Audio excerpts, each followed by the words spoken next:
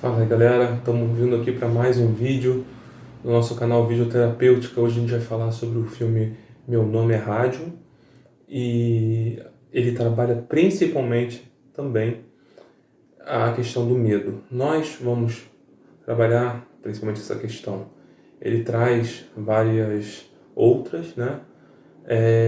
Inclusive uma lida com a questão da saúde mental e uma lida possível, né? E dentro desse enfrentamento, as possíveis questões implicadas que retratam medo, preconceito, receios, né, de maneira geral, assim. O filme se passa numa cidade chamada Anderson, que fica na Carolina do Sul, nos Estados Unidos, no ano de 1976. E bora pro vídeo.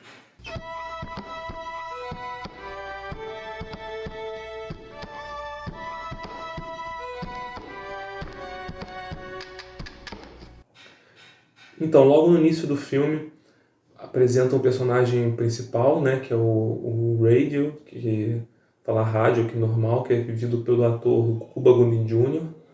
E ele tá andando com um carrinho, desses carrinhos de supermercado, na rua, e parece que ele é um indigente, um mendigo, alguma coisa parecida, sabe? Fica uma coisa meio... assim, não que... acho que o filme dá essa imagem meio incerta de que dele no meio da rua, sem você saber muito de onde ele vem, para onde ele vai, que é possivelmente como as pessoas viam ele, vagando, né?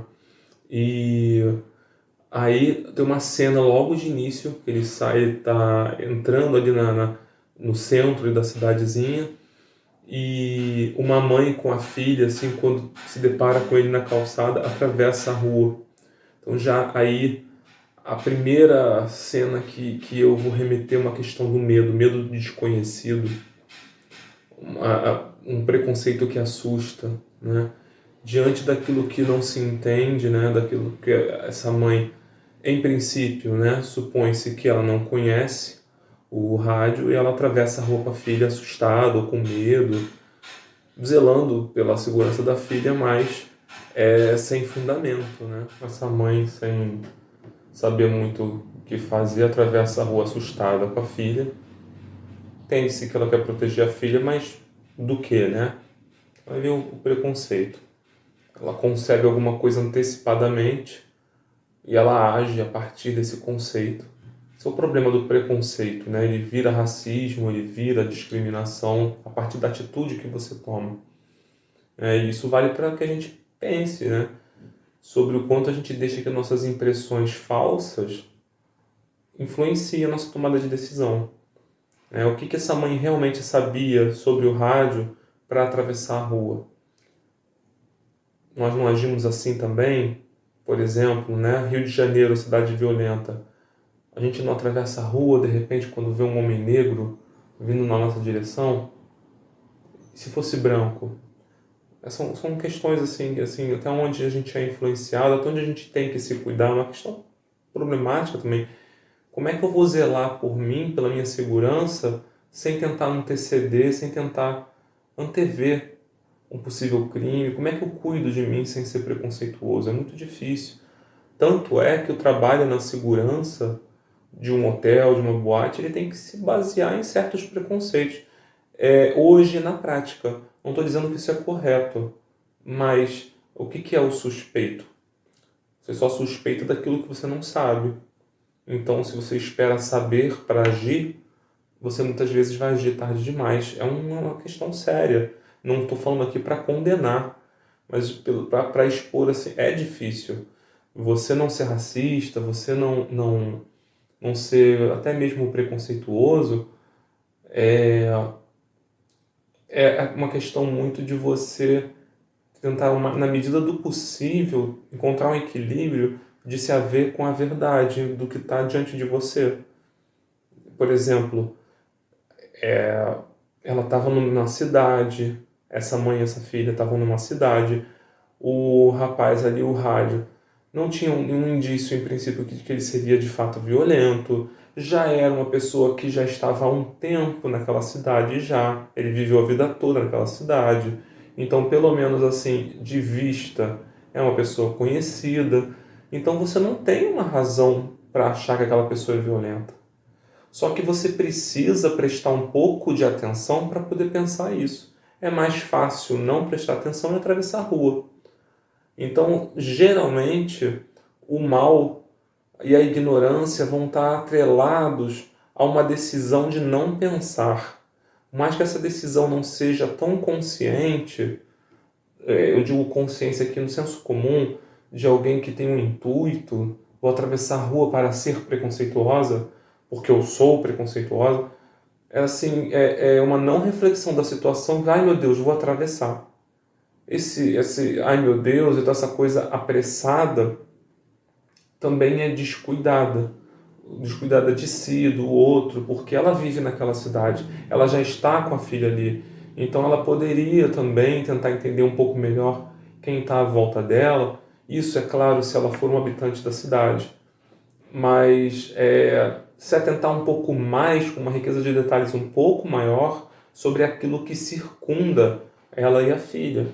Porque a presença simplesmente do rádio não é ameaçadora. O desconhecido pode ser ameaçador, mas ele não é, na verdade. Ele pode ser para alguém que não se depara, porque até a ameaça precisa ser conhecida. O desconhecido não pode ameaçar, porque você não sabe sobre ele. Se sentir ameaçado não é o mesmo que ser ameaçado. Então essa primeira cena já de abertura já diz muita coisa sobre como ele era tratado, sobre o anonimato. Não é exatamente uma invisibilidade, né? A gente tem um problema que a gente comenta muito socialmente, de que a gente, eu quero dizer, no meio acadêmico, até mesmo em mídia, né, sobre moradores de rua serem invisíveis. Não são. Se você, na verdade, vê e atravessa a rua, você não olha porque você já viu. Não tem nada de invisível. Você não presta atenção, você não se presta a dar atenção. Então, na verdade, é a maneira como nós tratamos essas pessoas, né? Então, essa coisa é mais fácil para mim atravessar a rua, porque aquela pessoa não é digna do meu tempo e da minha atenção para eu refletir se eu deveria ou não. E muito menos eu vou colocar minha filha num suposto risco, porque é um risco de que se haja um risco. Não há risco, a não ser o risco de que haja risco. E esse risco há com todos, desde do rádio até o banqueiro, o técnico, a mãe do rádio, quando o técnico vai levar o rádio lá, também fica desconfiada, olha com um ar assim, o que está acontecendo e tal. Ela não ficou toda contente porque o técnico trouxe ele para casa. Ela olhou com desconfiança. O que esse cara está fazendo aqui? Né? É claro que eu estou fazendo uma inferência, ela só olha, ela não diz nada, mas posteriormente no filme ela chega a perguntar: por que você está fazendo isso? Ele causou algum problema? Eu tenho medo que ele cause problemas. Então, assim, da parte da própria mãe, também está ali o rádio como um potencial causador de problemas, né? E isso é claro que vai refletir na ideia que o rádio tem de si mesmo. Vai refletir na ideia que todos têm dele, de si. Quando a gente projeta num outro uma diferença, ela é relativa àquela ideia que eu também tenho de mim. Né? Ele é diferente porque ele difere de mim. Então, quando eu projeto essa diferença, eu também estou na minha diferença, que de uma certa maneira projetada, né? Relativamente. Ou melhor dizendo, introjetada. Ok. Tem essa cena, e daí logo quando tem o Johnny, o time está jogando, a bola cai fora, o time lá do Hannah, né? O colégio Hannah tá treinando, a bola cai fora do campo, o rádio pega a bola, o Johnny vai lá pedir de volta e o rádio não devolve. sai e tal, ele meio assim, né, inexpressivo no começo do filme principalmente, e no dia seguinte parece que tem algum tipo de retaliação, né, provavelmente por conta disso, não sei, o fato da diferença, né, do rádio, por ele ser retardado, né, no sentido mesmo de um retardo ou lentidão que a mãe expressa, que ele é um pouco mais lento. Então essa não aceitação, o escárnio dessa condição dele, intolerância, não sei, não aparece no filme. Os garotos prendem o rádio lá numa espécie de uma cabana ali, um depósito, pequeno depósito ali, uma casinha, né, que tinha ali para guardar material e tal, no campo de treinamento, e aí ficam jogando, amarram ele lá dentro e ficam jogando bola na parede. A parede a porta ou a parede é de metal, então eles ficam jogando a bola lá e fazendo aquele barulho e tal, assustando de propósito o rádio. O que também, é claro, né, tem essa relação com medo, né? O exercício de um poder, o medo infligido ao outro ali como forma de se obter prazer, né? Eles estão ali se divertindo, rindo às custas do medo do rádio, do pavor do rádio. O técnico chega, o Ed Harris, né, que interpreta o técnico Jones, lá em inglês é Coach, né, Coach Jones, chega, vê o carrinho do rádio ali do lado de fora, porque ele já tinha visto no início do filme, né, o rádio passando com aquele carrinho de mercado. Aí ele vai lá ver o que está acontecendo e aí vê os garotos jogando bola lá dentro na porta lá do negócio e deduz que eles estão fazendo alguma besteira e tal. Vai lá e encontra o rádio amarrado e ele fica indignado quando ele começa a entender o que está acontecendo, né? Suspeitando para confirmar, ele fica indignado e aí vai lá soltar o rádio que estava amarrado, todo assustado, chorando. E aí já anuncia que no dia seguinte os garotos não vão voltar cedo para casa, que ele pretende dar um castigo, uma punição para esses garotos. E aí também tem uma relação nessa punição. Ele bota os garotos para ficar até mais tarde fazendo lá uns exercícios de corrida e tal, né? Botam eles para se esforçarem, para sofrerem, né? Além da conta, né, do treinamento. Ele usa da autoridade dele para punir esses garotos e também, de certa maneira, é claro, passar uma mensagem de que não convém, né, fazer esse tipo de coisa, ter esse comportamento, né, através da implementação desse castigo, né, isso entra na conta dos alunos, que eu vou me divertir, mas eu também vou sofrer as consequências e não vale a pena pagar esse preço. Ainda fica a critério dos alunos, é claro, decidir, talvez eu faça, mas eu já sei que eu vou pagar um preço. E os alunos, de fato, depois aprontam outra história lá com o rádio mais na frente. Agora, tem esse medo, né? A ideia também é de causar esse cálculo, esse medo ou receio de ser punido novamente. Ser punido é ruim, eu não quero que isso aconteça de novo, então eu vou rever meu comportamento. É uma maneira, né, de forçar os garotos a não fazerem mais aquilo. Então, acaba tendo um certo efeito, mas o filme não vai por esse caminho, né? Depois, ao passar do tempo, com o convívio, as coisas vão mudando. Eu vou falar disso mais na frente. Já o rádio ali chegando na cena ali do colégio e tal, a diretora vai falar com o técnico, que está sabendo que o rádio está frequentando ali o treinamento, e ela também está receosa de que isso cause algum tipo de problema. E ela inclusive fala, esse garoto sempre roda por aí, sempre está por aí, nunca causou problema, eu quero que continue assim. ela não quer ter problema, ela não vem falar da situação. O que você pensa fazer? Como é que eu posso ajudar? Qual é a situação desse garoto? Ela não vem no intuito de se envolver. Ela vem no intuito de se antecipar também a um problema. Como se, novamente, né, o, o, o rádio ou a pessoa portadora de alguma doença mental também portasse em si a causalidade de problemas.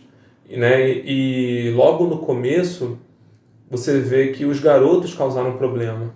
O rádio não fez nada, o rádio foi preso lá dentro daquele depósito. Não mostrou, né? Sempre que eu falar, gente, eu vou me basear no que o filme está mostrando. Não necessariamente na história verídica, não tenho acesso, estou pegando para exemplo. Se não aconteceu ali, acontece em outros lugares. Muitas vezes não se vê como por exemplo aquela história de que a mulher usa uma mini saia e aí ela provoca o estuprador. Não, cara. Se você tem um estuprador, ele vai estuprar mulher de mini saia, mulher de calça jeans. O problema é que ele é estuprador, não é que ela tá de mini saia. Se não tivesse um cara estuprador, se tivesse um cara que fosse respeitoso, considerado, humano, não haveria estupro, mesmo com mini saia. Você só tem estupro com estuprador. Cada um tem que lidar com seus sentimentos, com suas emoções, com seus ímpetos, com a sua violência, seja lá o que for, né? Cada um tem que cuidar de si, né?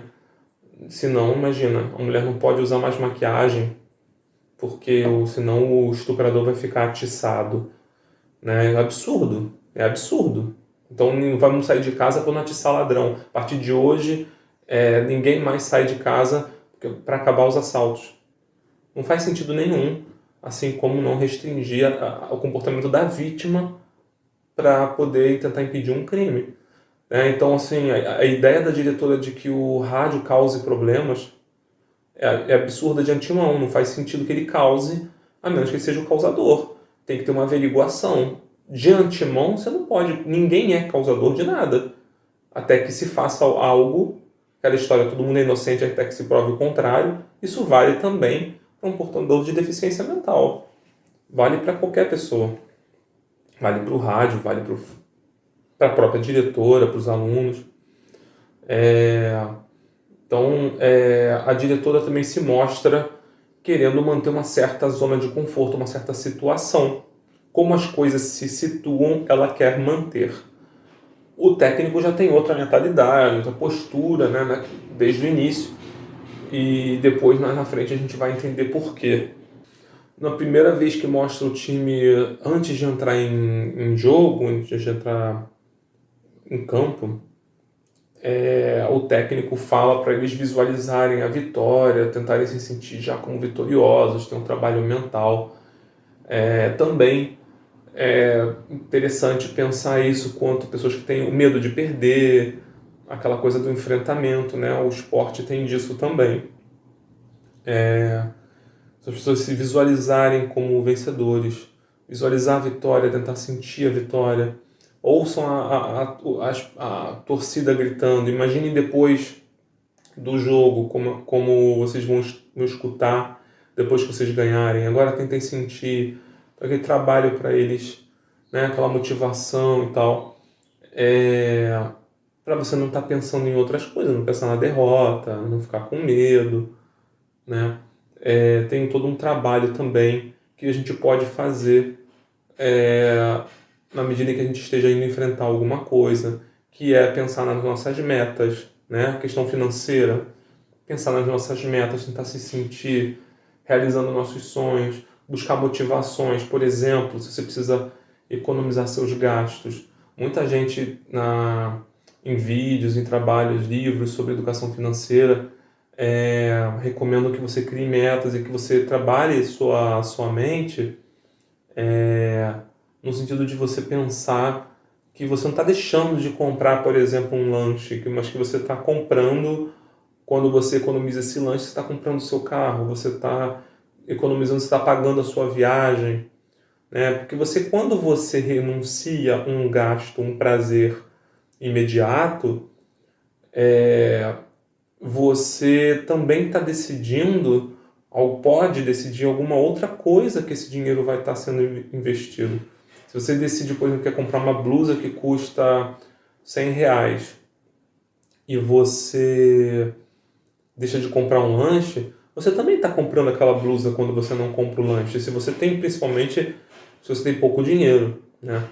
E sobre vitórias e derrotas e tal, também é sobre como você decide se comportar, sua postura, como é que você vai se colocar diante do enfrentamento. Por mais que seja uma chance de vitória, nenhuma vitória é certa, nenhuma derrota é certa, é como você se coloca diante daquilo. Faz toda a diferença. Então, essas falas motivacionais podem sim fazer muita diferença. Outra coisa também bem interessante que o técnico usa é dizer para eles darem o máximo pelos colegas. E ele é interessante, eu achei bem, bem legal assim, pegar isso, porque ele não diz para que eles deem o máximo por si. Que eu acho assim, se você vai dar o máximo por si, aí de repente você não está num dia bom, às vezes você faz uma conta e fala assim, hoje eu não estou afim, não vou fazer não, hoje eu hoje eu estou legal, vou tentar, mas se não der também, paciência. Quando você vai dar o máximo pelos outros, é diferente. Você lembra que os outros também te avaliam, que os outros estão te vendo, que você não está sozinho, você não decide só por você mesmo. Então, assim, poxa, hoje eu não estava afim, mas, pô, meus colegas merecem. Já é um outro cálculo que você faz. Não é só você e o seu dano. É você e o dano que você tem e que os outros também vão ter. Então, essa coisa do pertencimento é usada pelo técnico ali. E também é interessante você pensar o cuidado com seus familiares, para você pensar em trabalho em equipe. Por exemplo, se você está numa empresa ou se você tem uma parceria. Por isso é interessante que as empresas também estimulem parcerias. Hoje em dia, essa coisa de colaborador é papo furado, mas seria interessante que houvesse realmente. Geralmente é papo furado, né? Vestir a camisa e tal, porque não tem. RH praticamente é uma maneira de você poder coagir as pessoas a fazer a vontade do patrão. Todos os RHs onde eu passei foram assim. Eu trabalhei em várias empresas, inclusive a maioria multinacional, tá? E tô para ver RH realmente bom, realmente que tenha uma estrutura que permita pensar no bem-estar do trabalhador. Por mais que hajam trabalhadores que também querem muitas vezes só ganhar o dinheiro o máximo possível, fazer o mínimo possível, a situação do Brasil eu acho que justifica mais esse comportamento do trabalhador do que do patrão que explora. No fim das contas, fica uma medida de forças ali proporcional, né? Cada estado finge que paga, finge que trabalha. Mas quando você tem uma coisa assim, vamos crescer junto, em que tem uma valorização geral do trabalhador, do serviço em si, quando tem uma crença nisso, sim, você consegue é possível fazer um bom trabalho de equipe e fomentar esse pensamento, o crescimento mútuo. Só que o Brasil tem historicamente injustiça. Então não é um pessimismo, é um realismo necessário para se pensar numa melhora. Qualquer pessoa que trabalhe com educação financeira vai dizer para você, primeiro de tudo, parar de gastar muito e começar a ganhar mais. Isso não é ser pessimista dizendo que você gasta mal, de que você é um merda. Isso é uma questão de você se situar, avaliar como é que estão os teus gastos, onde você pode cortar, o que eu estou fazendo de errado. Você não está rico, alguma coisa você está fazendo de errado. Você quer ficar rico e você não está. Por exemplo, você não gasta só metade daquilo que você ganha. Então, ou você gasta menos, ou você ganha mais, ou as duas coisas juntas, né? Então, assim, se situar é encontrar problemas, é encontrar defeitos, né? Então, não estou querendo ser pessimista, mas o cenário do Brasil é um cenário que, historicamente, o patrão se ferra, mas o patrão se ferra porque o governo ferra ele e porque, historicamente, os patrões exploram os empregados e os empregados não acreditam nos patrões com certa razão. E os patrões não acreditam no empregado, muitas vezes também com certas razões. Por isso é importante acreditar. É importante que haja uma doação geral, né, de todos os lados. Mas um lado tem que ver que o outro está dando e o outro lado também tem que ver, né? Uma boa relação começa por aí. E num trabalho que é exploratório, um trabalho que você tem um porte de multinacional e você quer pagar um salário mínimo, isso não vai acontecer, né? E tem gente que quer que aconteça como um passe de mágica, né? Não é bem assim. Por exemplo, você pode estar ganhando um salário mínimo, mas você tem um plano de crescimento, ter comissão, ter coisas do tipo, né? Que você tem uma janela para pensar o teu futuro. Já começa sendo alguma coisa interessante, algum tipo de parceria, né? Mas tem que ser interessante para todo mundo, né?